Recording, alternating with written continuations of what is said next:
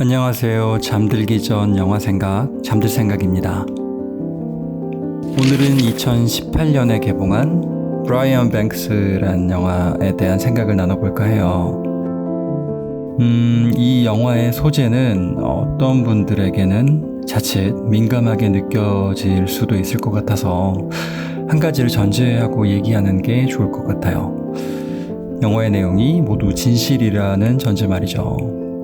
만약 그렇다고 하면 저에게 브라이언 뱅크스는 너무나 대단한 사람처럼 보였어요.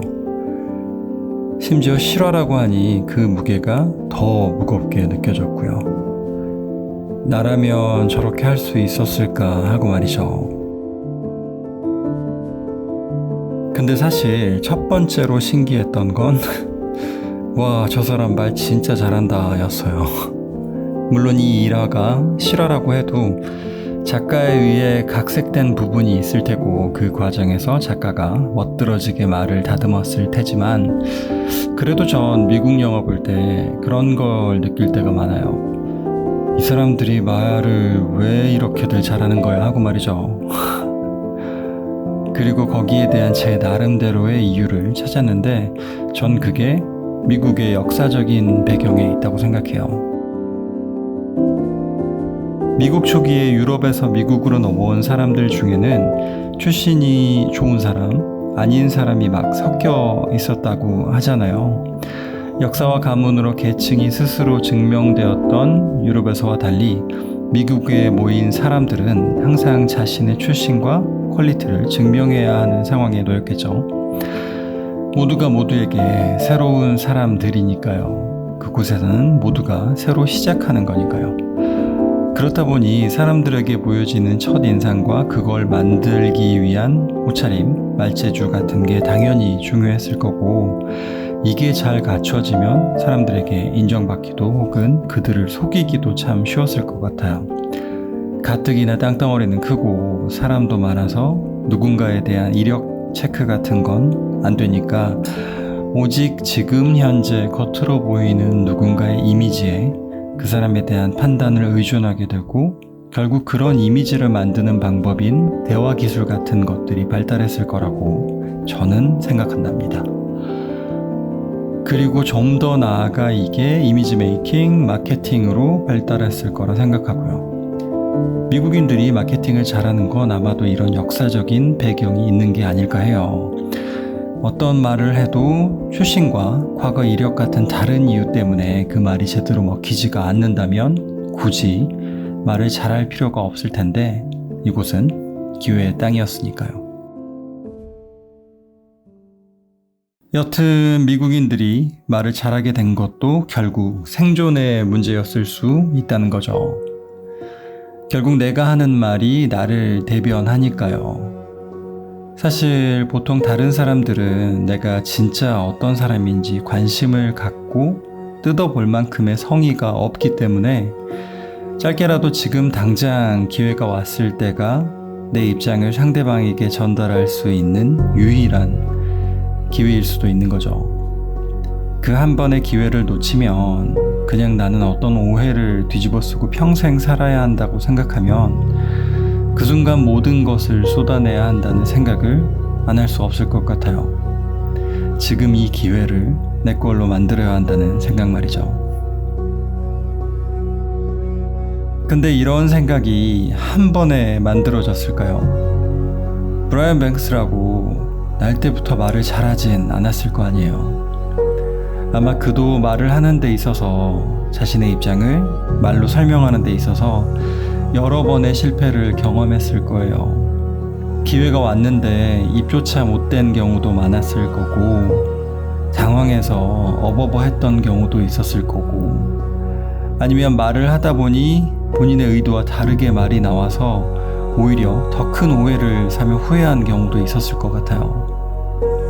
그 이후에 그때 왜 내가 말을 그렇게 했을까 자책하고 이렇게 말했어야 했는데 라고 후회하며 그때를 계속 복기해보고 다음엔 이렇게 말을 해야지 라고 다짐했을 것 같아요.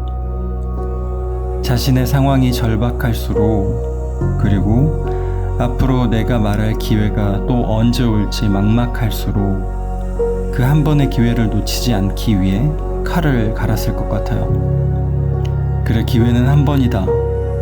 지금 내 마음을 다 전달하지 않으면 영원히 끝이라는 마음으로 말이죠.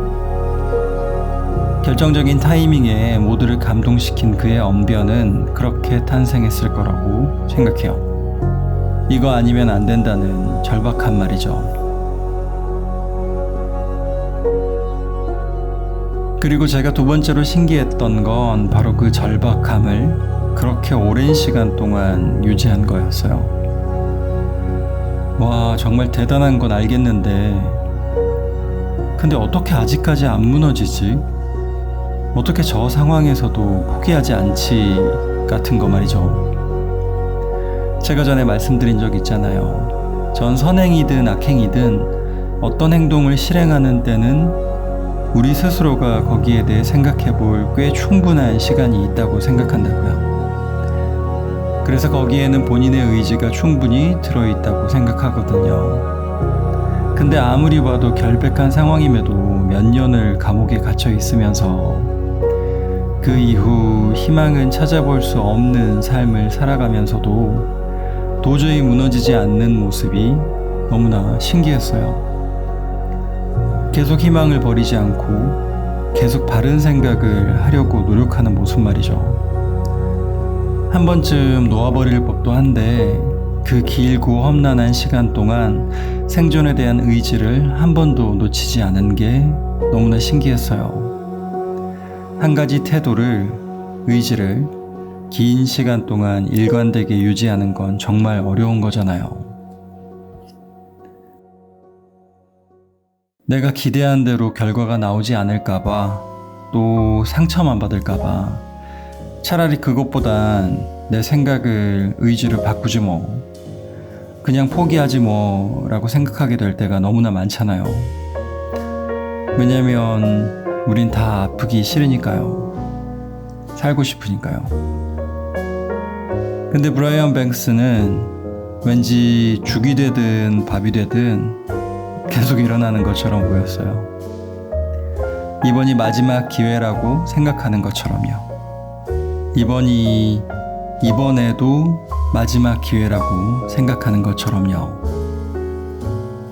마지막이라고 생각했던 직전의 기회가 무너지면 보통 기대한 만큼 무너지는 일반 사람들은 더 크게 무너지는데, 왠지 그는 그래, 한 번 더, 그래, 이번에는 정말 마지막인 것처럼, 이번에는 정말 마지막인 것처럼 이라 생각하며 최선을 다하는 것처럼 보였어요. 그렇게 어느덧 본인의 마지막을 계속해서 갱신하는 것처럼 보였어요. 마치 이제 그게 그에게는 습관과 삶이 된 것처럼 말이죠. 그게 전 정말 멋있었어요. 저도 카피하려고요. 오늘 영화 브라이언 뱅스에 대한 생각은 여기까지였어요. 오늘도 달콤한 밤 되세요.